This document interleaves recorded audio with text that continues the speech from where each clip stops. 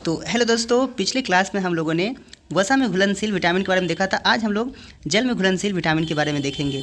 Water soluble vitamins नाम उनके दे रखे हैं, इधर स्रोत है, तीसरे बॉक्स में कार्यकी पर प्रभाव है और चौथे बॉक्स में कमी का प्रभाव है।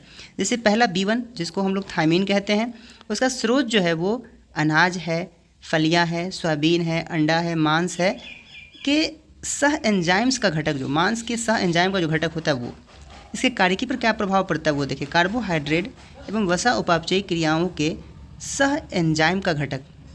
उसके बाद इसके कमी से बेरी बेरी रोग होता है B1। सीधे लोग याद रखते हैं कि विटामिन बी की कमी से बेरी बेरी होता है, नहीं, B1 की कमी से बेरी बेरी रोग होता है, ठीक। B2 जिसको हम लोग राइबोफ्लेविन कहते हैं, इसका स्रोत जो है पनीर है, अंडा है, ईस्ट है, हरी पत्तियाँ, दूध, यकृत और मांस है।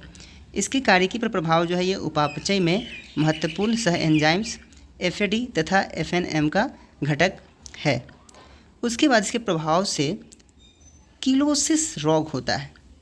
अगली बात B3, विटामिन B3 जिसको निकोटिनिक अम्ल कहते हैं, ये इसके स्रोत जो है ईस्ट है, मांस है, यकृत है, मछली है, अंडा है, दूध, मटर, मेवा, फलियाँ हैं, ठीक। और इसकी कार्यकी पर जो प्रभाव है वो ये भी क्या करता है, उपापचय में महत्वपूर्ण सह एंजाइम NAD तथा NADP का घटक है, ठीक। और इसकी कमी से फिलाग्रा रोग होता है, ठीक,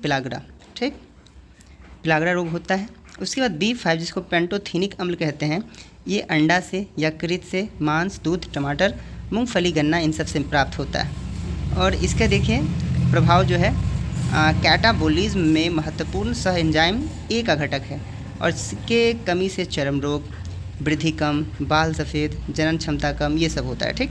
और B6 ये दूध से, ईस्ट से, अनाज से, मांस से, यकृत से, इन सब चीज़ों से मिलता है। और इसके जो कार्यकी पर प्रभाव है वो क्या है, अमीनो अम्ल के उपापचय में सह एंजाइम, ठीक है। और इसकी कमी से क्या होता है, रक्त क्षीणता, चर्म रोग, पेशीय ऐंठन, ये सब बीमारियाँ होती है, ठीक।